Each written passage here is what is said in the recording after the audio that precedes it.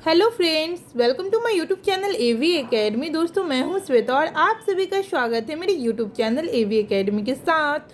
दोस्तों, आज का क्लास हमारा हिस्ट्री का होगा और हिस्ट्री के अंतर्गत आज हम लोग रॉलेट एक्ट और जालियांवाला बाग हत्याकांड के बारे में पढ़ेंगे।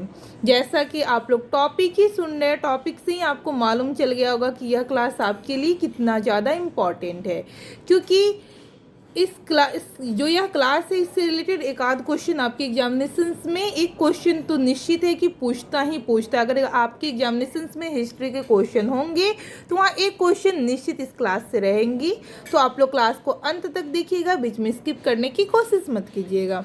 चलिए शुरू करते आज के क्लास को, जिसमें हमारा पहला पॉइंट है आज का। ब्रिटिश शासन द्वारा मार्च 1919 में लाए गए रॉलेट एक्ट का मुख्य उद्देश्य क्या था? क्रांतिकारियों का दमन। कह रहा है कि ब्रिटिश शासन द्वारा मार्च 1919 में जो लाए गए रॉलेट एक्ट था, इसका मुख्य उद्देश्य था क्रांतिकारियों का दमन। भारत में बढ़ रही क्रांतिकारी गतिविधियों के दमन के लिए सरकार ने वर्ष 1917 में न्यायाधीश सिडनी रॉलेट की अध्यक्षता में एक समिति गठित की। इसका उद्देश्य क्रांतिकारियों को कुचलने के लिए एक प्रभावी योजना का निर्माण करना था। इसके सुझावों पर मार्च 1919 में पारित विधेयक रॉलेट एक्ट के नाम से जाना गया। ठीक है, आगे देखते हैं नेक्स्ट पॉइंट। जब रॉलेट एक्ट पारित हुआ उस समय भारत का वायसराय कौन था? तो लॉर्ड चेम्सफोर्ड। रॉलेट एक्ट जब पारित किया गया उस समय भारत का जो वायसराय था लॉर्ड चेम्सफोर्ड था। किस औपनिवेशिक कानून को बिना वकील, बिना दलील और बिना अपील के नाम से जाना जाता है? तो रॉलेट एक्ट इम्पॉर्टेंट है, ध्यान रखिएगा, क्वेश्चन पूछ देता है कि किस औपनिवेशिक कानून को बिना वकील, बिना अपील और बिना दलील के नाम से जाना जाता है? तो वह है रॉलेट एक्ट। रॉलेट एक्ट के विरोध में किसके द्वारा देशव्यापी सत्याग्रह चलाने का निर्णय लिया गया?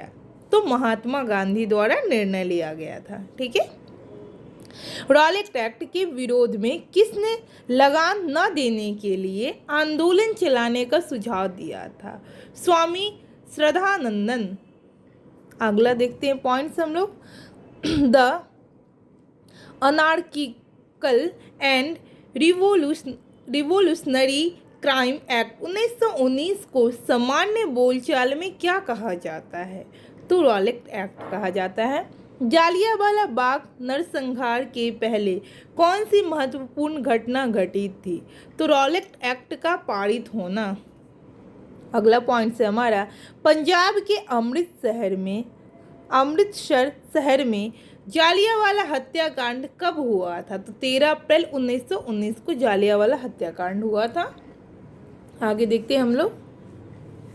रॉलेट सत्याग्रह के दौरान पंजाब के दो लोकप्रिय नेताओं डॉक्टर सैफुद्दीन किचलू और डॉक्टर सत्यपाल की गिरफ्तारी और ब्रिटिश दमन का विरोध करने के लिए 13 अप्रैल 1919 को बैसाखी के दिन अमृतसर के जालियांवाला बाग में एक सार्वजनिक सभा बुलाई गई, जहां जनरल डायर द्वारा निहत्थी भीड़ पर गोलियां चलवाकर लगभग 1000 लोगों की हत्या कर दी गई। इस घटना को जालियांवाला बाग हत्याकांड के नाम से जाना जाता है। ठीक है, आगे देखते हैं हम लोग। जालियांवाला बाग हत्याकांड के बाद किस विख्यात व्यक्ति ने ब्रिटिश सरकार द्वारा प्रदान की गई नाइट की उपाधि को वापस किया था? तो रविंद्रनाथ टैगोर जी जो थे, उनको नाइट की उपाधि मिली थी और वे अपनी उपाधि को वापस कर दिए थे। ठीक है, जालियांवाला हत्याकांड के बाद। तो पूछता है कि नाइट की उपाधि किसको मिली थी? तो रविंद्रनाथ टैगोर को। और इन्होंने जालियांवाला हत्याकांड के बाद अपनी नाइट की उपाधि को वापस कर दिए थे। ठीक है, आगे देखते हैं। जालियांवाला बाग हत्याकांड के विरोध में वायसराय की कार्यकारिणी परिषद की सदस्यता से किसने इस्तीफा दे दी? के शंकरन नायर ने। ठीक है, के शंकरन नायर ने। ठीक है, अगला देखते पॉइंट्स। जालियांवाला हत्याकांड जांच हेतु ब्रिटिश सरकार द्वारा किस कमेटी का गठन किया गया? तो हंटर कमेटी का गठन किया गया। ठीक है। जालियांवाला बाग हत्याकांड के लिए जिम्मेदार जनरल डायर को किसने लंदन में मार डाला? तो उधम सिंह लंदन जाकर इसको मारा था। किसको? जनरल डायर को। ठीक है, तो ध्यान रखिएगा। आगे देखते हैं। कांग्रेस ने जालियांवाला बाग हत्याकांड की जांच हेतु मदन मोहन मालवीय की अध्यक्षता में एक समिति गठित की। ठीक है। समिति के अन्य सदस्यों में मोतीलाल नेहरू, महात्मा गांधी, CR दास, बदरुद्दीन तैयबजी और MR जयकर आदि शामिल थे। ठीक है। अगला देखते हैं पॉइंट्स। स्वतंत्रता संग्राम की प्रमुख घटनाएं को 1885 ईस्वी भारतीय राष्ट्रीय कांग्रेस की स्थापना हुई। ठीक है। 1885 में भारतीय राष्ट्रीय कांग्रेस की स्थापना की गई। 1905 ईस्वी बंगाल विभाजन के फलस्वरूप आरंभ हुए स्वदेशी आंदोलन का भारत के विभिन्न क्षेत्रों में प्रसार। 1906 ईस्वी मुस्लिम लीग की स्थापना। 1909 ईस्वी इंडियन काउंसिल एक्ट। 1912 ईस्वी बंगाल विभाजन रद्द व राजधानी दिल्ली स्थानांतरित। यानी कि 1912 में बंगाल विभाजन को रद्द कर दिया गया और वही राजधानी जो कलकत्ता से दिल्ली स्थापित की गई, यानी कि स्थानांतरित कर दी गई दिल्ली। ठीक है। आगे देखते हैं। 1909 ईस्वी गवर्नमेंट ऑफ इंडिया एक्ट, जिसके फलस्वरूप प्रथम विधानमंडल निर्वाचित किया गया। ठीक है। अगला पॉइंट्स देखते हैं हम लोग।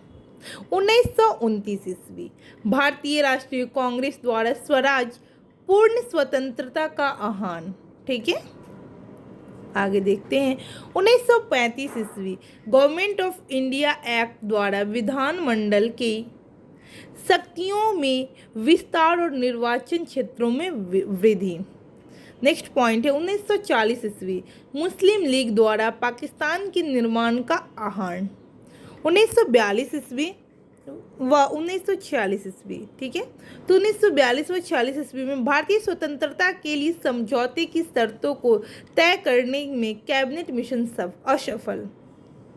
1947 ईस्वी स्वतंत्रता प्राप्ति व भारत का विभाजन, पाकिस्तान की स्वतंत्रता। ठीक है। तो इस तरीके से हम लोग स्वतंत्रता संग्राम की प्रमुख घटनाएं के बारे में भी जान लिया। और आज के लास्ट पॉइंट्स को देखते हैं। लास्ट पॉइंट से हमारा हंटर कमीशन की रिपोर्ट। हंटर कमीशन की रिपोर्ट जालियांवाला बाग से को गांधी जी ने पन्ने दर पन्ने निर्जल सरकारी लिपापोती की संज्ञा दी थी। ठीक है, तो इसको ध्यान रखिएगा। और इस तरीके से आज हम लोगों ने रॉलेट एक्ट और जालियांवाला बाग हत्याकांड के बारे में जितने भी इम्पॉर्टेंट पॉइंट्स थे सभी को इस क्लास में डिस्कस किया। तो मैं उम्मीद करती हूँ कि यह क्लास आपके लिए लाभप्रद साबित हो सकता है। आप लोग क्लास को अच्छे से देखिए, समझने की कोशिश कीजिए। कहीं भी कन्फ्यूजन लगे तो आप लोग कमेंट सेक्शन में कमेंट करके बता सकते हैं कि मैम मुझे यहाँ पे परेशानी हो रही है। मैं आपके प्रॉब्लम को सॉल्व करने की कोशिश ज़रूर करूँगी। दोस्तों, अगर अभी तक आपने हमारे YouTube चैनल AV Academy को सब्सक्राइब नहीं किया तो सब्सक्राइब कर दें, बेल आइकन को दबा दें ताकि लेटेस्ट अपडेट आपको मिलता रहे। और ज़्यादा से ज़्यादा लोगों को शेयर करें ताकि इस क्लास का लाभ और लोगों को भी मिल सके और आपका और हमारा यह चैनल आगे ग्रोथ कर सके। Thanks for watching my video.